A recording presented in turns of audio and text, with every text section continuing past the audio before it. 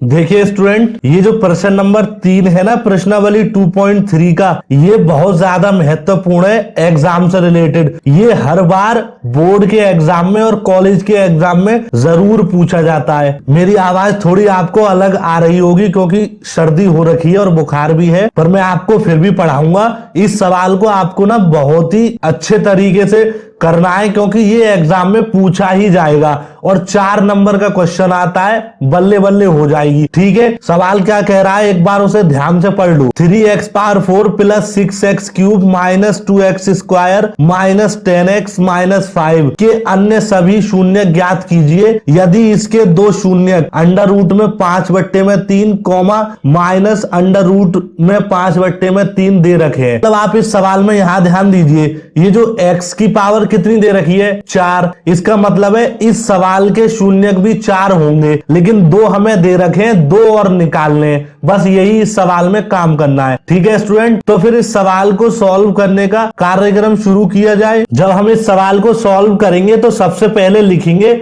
हम जानते हैं शून्य x बराबर अंडर रूट में 5/3 कॉमा माइनस अंडर रूट में 5/3 होंगे, यानी कि ये जो शून्यक है ये x के होंगे क्योंकि इस सवाल में हमें x ही दे रखा है। अगर x की जगह कुछ और होता तो यहां पर भी हम x की जगह उसी चीज को लिखते जो इस सवाल में दे रखा होता। ठीक है, अब शून्यक तो हमें पता है, लेकिन हम ना गुणनखंड बनाएंगे तो यहां लिखेंगे गुणनखंड, और गुणनखंड बनाने का मतलब है कि x तो ऐसा ही रहेगा और इस वैल्यू को हम इस साइड लेकर आएंगे तो ये प्लस की है इस समय, और जब हम इसका पक्षांतर करेंगे तो ये माइनस की बन जाएगी। अंडर रूट 5/3 कुछ इस तरीके से रहेगा। तो हमने एक गुणनखंड बनाया है, लेकिन सवाल में जब 2 शून्यक दे रखे हैं तो 2 ही गुणनखंड होंगे। तो फिर से हम एक ऐसा ब्रैकेट बना लेंगे और इस बार क्या करेंगे, x तो ऐसा ही रहेगा क्योंकि ये दोनों वैल्यू x के बराबर में है। तो जो भी काम करेंगे बारी बारी से करेंगे।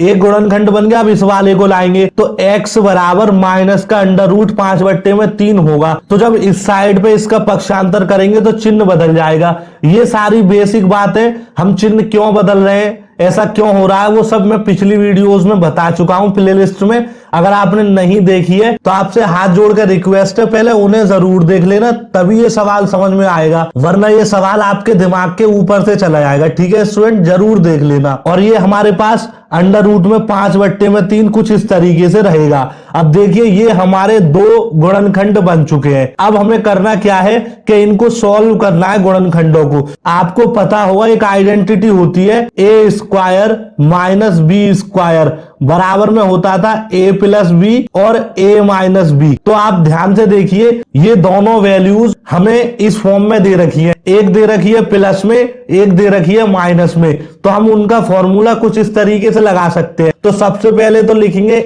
x स्क्वायर, फिर लगाएंगे माइनस फॉर्मूले के हिसाब से, फिर हम इसका स्क्वायर करेंगे अंडर रूट में 5/3 और इनका स्क्वायर। अब इसको हम सॉल्व करेंगे तो हमारे पास वैल्यू मिलेगी x square minus under root में 5 का मतलब है कि 5 का हमें स्क्वायर करना है 2 बार, तो इसका मतलब अंडर रूट 5 गुणा अंडर रूट 5, ये वैल्यू हो जाएगी हमारे पास अंडर रूट में 25, और अंडर रूट में 25 हमारे पास 5 के बराबर होता है। ये बेसिक ज्ञान है जो आपसे आता होगा। तो यहाँ पर हम 5 लिख सकते हैं। ऐसे ही हम जब अंडर रूट 3 का करेंगे स्क्वायर तो उसका मतलब है कि अंडर रूट 3 का 2 बार गुणा करना पड़ेगा अंडर रूट 3 में, तो ये वैल्यू हो जाएगी अंडर रूट में 9, और अंडर रूट में 9 हमारे पास 3 के बराबर होता है, तो ये हो जाएगा 5/3। तो हमने जब इन दोनों गुणनखंडों को सॉल्व किया तो ये वाली वैल्यू हमें मिल गई, और जब हम इस गुणनखंड को निकाल लेंगे तो फिर यहां पर लिख देंगे इसीलिए x स्क्वायर माइनस 5/3 बहुपद का एक गुणनखंड होगा। और जब इतना आप कर लोगे तो फिर हमें करना क्या है कि इस वाले गुणनखंड से भाग करना है इस वाले समीकरण में जो हमें पहले सवाल में दे रखा है, और सो ही हमारे 2 और शून्यक निकल आएंगे। ठीक है स्टूडेंट, तो आप पहले इसे उतार लीजिए, फिर मैं आपको भाग कर कर दिखाता हूं। आपको पता है जब हम किसी भी समीकरण से भाग करते हैं तो छोटे वाले समीकरण को इस साइड पे लिखते हैं, बड़े को इस साइड पे लिखते हैं और इस तरीके से डिजाइन बना लेते हैं। आपको मैंने पिछली वीडियोस में बहुत ही डिटेल में बताया था। अब यहां पर हमें एक ऐसी संख्या लिखनी है जिसका गुणा मैं x स्क्वायर में करूं तो 3x की पावर 4 बन जाए तो वो संख्या होगी 3x स्क्वायर। कैसे? जब 3x स्क्वायर का x स्क्वायर में गुणा करेंगे तो 3 तो ऐसा ही रहेगा और x के ऊपर 2 की घात ये और 2 की ये, तो x की पावर 4 बन जाएगी, क्योंकि गुणा में घातें जुड़ जाती हैं, ये आप जानते होंगे। इसीलिए मैं आपसे कह रहा हूं, अगर आपने पिछली वीडियो नहीं देखी है तो आप जरूर देख लेना, क्योंकि ये सवाल एग्जाम में जरूर पूछा जाएगा। इसके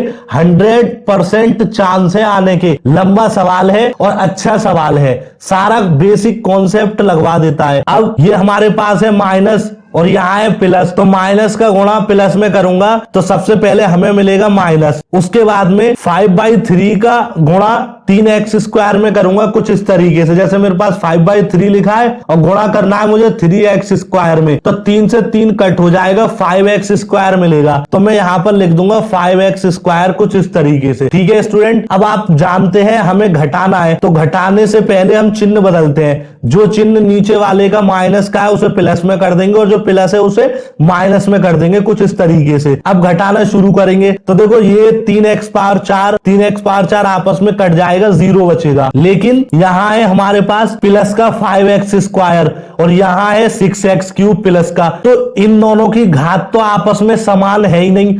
तो जब भी घात समान नहीं होती, एक सी नहीं होती, तो फिर हम ऊपर वाली संख्या को ऐसा का ऐसा ही लिख देते हैं जैसा वो दे रखा होता है। ये प्लस का दे रखा है तो ये हमने प्लस का लिख दिया, यहाँ चिन्ह नहीं लगाया है। प्लस में एक फायदा होता है, चिन्ह लगाओ या मत लगाओ कोई फर्क नहीं पड़ता। उसके बाद में ये माइनस का 2x स्क्वायर है और ये प्लस का 5x स्क्वायर है, तो इन दोनों की घात सेम है, तो इन्हीं को हम जोड़ सकते हैं, इन्हीं को घटा सकते हैं, इन्हीं में सारे काम कर सकते हैं। अलग घात वाले समीकरण में कुछ नहीं कर सकते, उसे ऐसा ही लिखना पड़ेगा। अब 5 में से 2 जाएगा तो हमारे पास प्लस का 3x स्क्वायर बच जाएगा, क्योंकि ये संख्या बड़ी है प्लस की। ठीक है, उसके बाद में हमने इन दोनों से कुछ नहीं किया, तो माइनस का 10x और माइनस का 5 ऐसा ही लिख देंगे हम सवाल में जैसा दे रखा है। अब अगले स्टेप में हमें क्या करना है कि इसका चिन्ह देखिए, ये है प्लस का और इसका चिन्ह देखिए ये है प्लस का, तो प्लस का गुणा प्लस में करते हैं तो प्लस मिलता है, तो सबसे पहले यहाँ प्लस का चिन्ह लगाएंगे। अब यहाँ एक ऐसी संख्या लिखनी है जिसका गुणा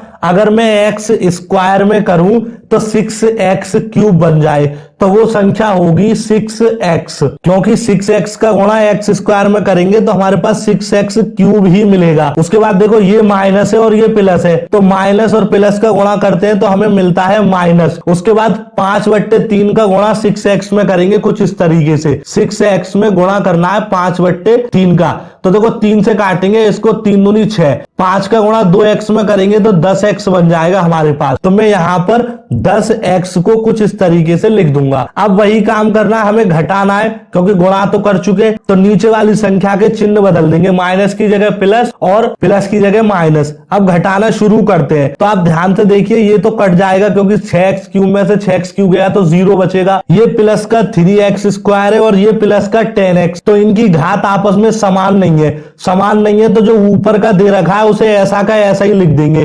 तो मैं क्या कर रहा हूं स्टूडेंट, यहां पर लिख रहा हूं, मेरे पास जगह बची नहीं है बोर्ड पर, तो मैं यहां लिख रहा हूं 3x स्क्वायर प्लस का हमने ऐसा दे रखा है वैसा ही लिख दिया। अब देखो ये प्लस का 10x दे रखा है हमें और ये माइनस का 10x दे रखा है, तो 10 में से 10 गया तो 0 बचा, तो उसको हम नहीं लिखेंगे। ठीक है स्टूडेंट, फिर ये बचा है हमारे पास माइनस का 5, हम इसको इसी तरीके से लिख देंगे जैसा ये हमें सवाल में दे रखा है। ये कुछ सीरीज इस तरीके से चल रही है, ठीक है, तो आप कंफ्यूज ना हो। अब आप यहाँ ध्यान से देखिए, इसका चिन्ह क्या है प्लस और इस वाले का क्या है चिन्ह प्लस, तो प्लस का गुणा प्लस में करेंगे तो प्लस मिलेगा, तो सबसे पहले चिन्ह लगाएंगे प्लस का। ठीक है, अब यहाँ एक ऐसी संख्या लिखनी है जिसका गुणा x स्क्वायर में करूं तो 3x स्क्वायर बन जाए, तो वो संख्या होगी सिर्फ और सिर्फ 3 का गुणा x स्क्वायर में करेंगे तो 3x स्क्वायर हमें मिल जाएगा कुछ इस तरीके से। ठीक है स्टूडेंट, उसके बाद में ये माइनस है और ये प्लस है, तो माइनस का गुणा प्लस में करते हैं तो हमें मिलता है माइनस, और 5/3 का गुणा 3 में करना है कुछ इस तरीके से। 5/3 लिखा है, गुणा करेंगे 3 में, तो 3 से 3 कट जाएगा, सिर्फ 5 मिलेगा, तो हम यहाँ पर लिख देंगे 5। अब हमें इनको घटाना है तो नीचे की संख्या के चिन्ह बदलेंगे, माइनस की जगह प्लस और प्लस की जगह माइनस, और इस तरीके से लाइन को ड्रॉ करेंगे। अब घटाना शुरू करेंगे तो देखो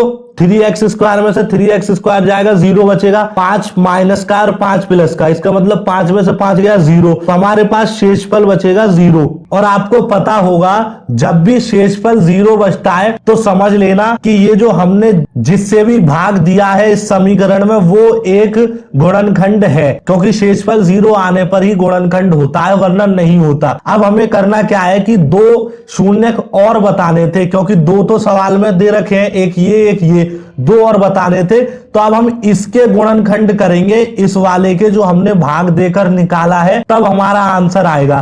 तो आप फटाफट से इस भाग को नोट कर लीजिए, फिर हम लिख देंगे अब भागफल 3x² प्लस 6x प्लस 3 के गुणनखंड करने पर। तो सबसे पहले आपको करना क्या है कि सवाल जो दे रखा है हमारे पास भागफल, उसे ऐसा ही लिखना है। और मैंने आपको प्रश्नावली 2.2 में बताया था कि अगर हमें गुणनखंड करने होते हैं तो सबसे पहले देखते हैं x² के साथ कौन सी संख्या दे रखी है, वो है 3।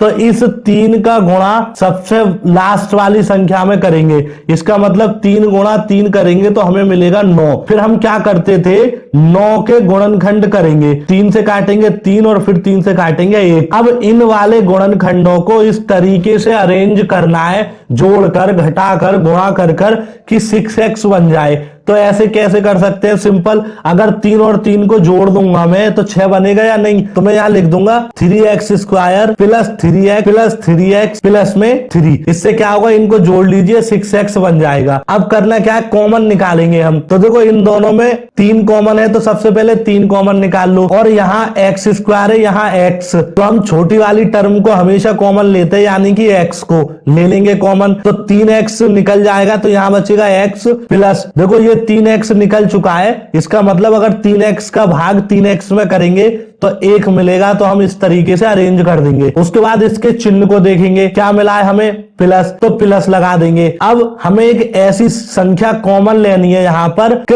उसे कॉमन लेने के बाद ऐसा ही बच जाए, तो ऐसा क्या होगा, ऐसा होगा 3, क्योंकि जब मैं 3 को कॉमन ले लूंगा तो 3 तो निकल गया, तो x बचेगा, प्लस का भाग प्लस में करूंगा तो प्लस मिलेगा। कॉमन लेने का मतलब भाग होता है स्टूडेंट, यानी कि भाग करना, तो आपको समझ लेना है। और अगर आप नहीं जानते हैं तो फिर प्रश्नावली 2.2 देख लेना, उसमें सीख जाओगे। और 3 का भाग 3 में करेंगे तो 1 मिलेगा। जब भी हमारे ये दोनों गुणनखंड सेम आ जाते हैं तो समझ लेना हमने जो सवाल किया है वो सही किया है, और अगर सेम नहीं आते तो समझ लेना गलत किया है, दोबारा करने की जरूरत है। अब एक गुणनखंड हमारा होगा 3x प्लस का 3, क्योंकि ये कॉमन लिया था, और एक गुणनखंड होगा हमारे पास x प्लस 1, क्योंकि ये दोनों का सेम था। अब हमें इसके शून्यक पता करने हैं, तो शून्यक पता करने का मतलब है कि जो भी गुणनखंड हमने निकाले हैं सर, उनको 0 के बराबर रख दो। जैसे एक गुणनखंड था 3x प्लस में 3, तो इसको 0 के बराबर रखो, और एक गुणनखंड था हमारा